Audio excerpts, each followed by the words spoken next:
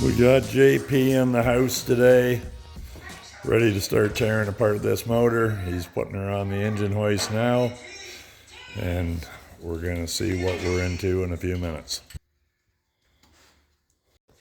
Okay, we are removing the transmission from the engine for the old Pontiac, and right now I am removing the pants out from underneath the clutch so that we can access all the necessary bolts to remove the transmission. Just starting to pull the transmission off. So far the bolts are coming out nice and easy like every other bolt has on the car.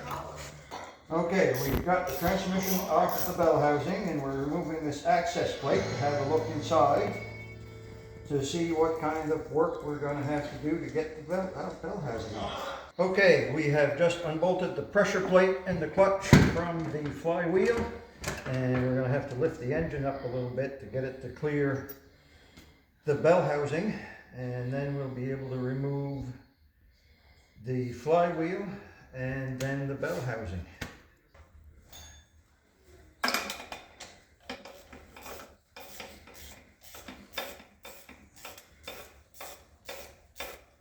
The bolts that hold the bell housing to the engine on the inside, there's one up top here, I don't know if you can see it through there, in up here, and on the sides there are 4 bolts all around. Here we got our original gas tank from the 58 Pontiac. It had some little wee tiny pinholes in the top of the tank, the side. It's so corroded on the inside it wasn't worth trying to save. We had a lot of trouble trying to find one because it's a 1 year only gas tank. So we had a little company down the road called Keith Barry and Sons, and they are in Clementsport, Nova Scotia. And Bill down there, there's nothing that you can throw at him that he can't come up with a solution. So anyway, a big shout out to you, Bill, for helping us out. Appreciate it. Okay, so we have the bell housing unbolted, the 2 bolts that were on top and 4 bolts that were on the inside. We're going to see if we can pry it away from the engine block. And here we go. Oh, there's still something stuck here. And this one.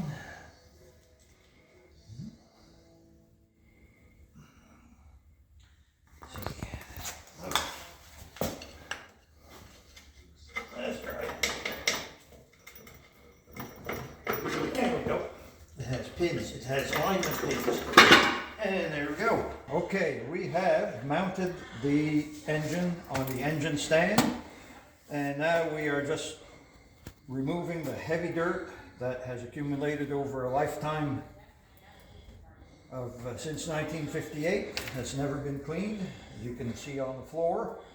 That's some of the heavier dirt, and then we'll be going around it with some solvent and brushes to remove the rest of it before we get into cleaning the engine block to prep it for paint. Okay, here we are removing the motor mounts in the process of disassembling the engine. This is one of the first steps, and we're going to go through step by step as we go to completely strip the engine and clean it and detail it. There she goes. Wow. There we make a mess.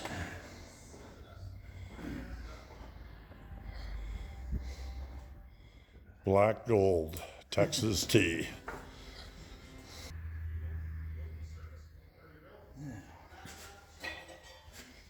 That's what not to do when you're trying to catch oil.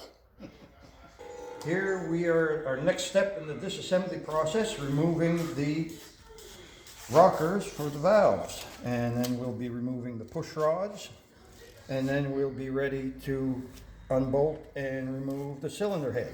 We've loosened all of our mounts and we remove the valve rockers, set them aside, and then we remove the valve push rods, and we'll be placing them all in order to keep them in order in this little cardboard, like so. and we'll just place them all so they can all go back into their individual places so that anywhere stays the same.